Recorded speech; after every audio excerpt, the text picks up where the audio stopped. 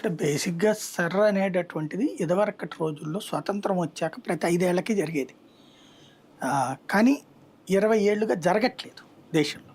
అదే అతిపెద్ద అసలు సమస్య. అసలు గుర్తులేదు చాలా మందికి సర్ర అనేది ఒకటి ఉందని ఈ కాలంలో నాలాంటి ఇంకా వాళ్ళకైతే పేరు మరి. తెలీదు. ఇప్పుడు పేర్లు మార్చారు అంతే, అంత మించేం లేదు. అదే అదే అదే ఇంగ్లీష్‌లో చెప్తున్నారు సెర్ర అని.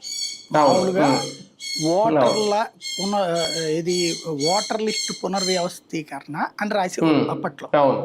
ఓటర్ లిస్టు పునర్వ్యవస్థీకరణ. లిస్టు పునర్వ్యవస్థీకరణ అంటే ఏంటి? బతికున్నోళ్ళని ఉంచడం, లేనోళ్ళని తీసేయడం. అవును. అలాగే నియోజకవర్గాలు మారినోళ్ళ ఓటు కొత్తదొస్తే పాతది తీసేయడం. ఉమ్, ఇది ఓటర్ లిస్ట్ అన్నటువంటిది క్రమబద్ధీకరణ అన్నది ప్రతి ట్రిప్పు జరిగేదే.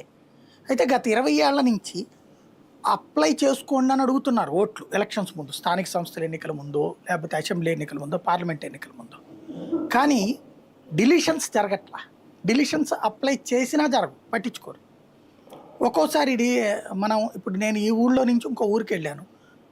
పాతది డిలీట్ చేసి కొత్తది ఇయ్యండి అంటే పాతది డిలీట్ చేసేసి కొత్తది రాదు. అందుకని ఈ గొడవ అంతా ఎందుకని అసలు డిలీషన్ పెట్టకుండా కొత్తది మాత్రమే పెడుతుంటాం. ఇది దీంతో పెద్ద సమస్యగా మారిపోయింది అనమాట. ఒకే మనిషి, ఒక మధ్యతరగతి మనుషులు 100కి 50% మంది 5 ఏళ్లలో ఖచ్చితంగా ఒక ఇల్లు మారుతారు. అద్దె ఇళ్లలో ఉండేవాళ్ళు. అవును. 5 ఏళ్లలో ఒక ఇల్లు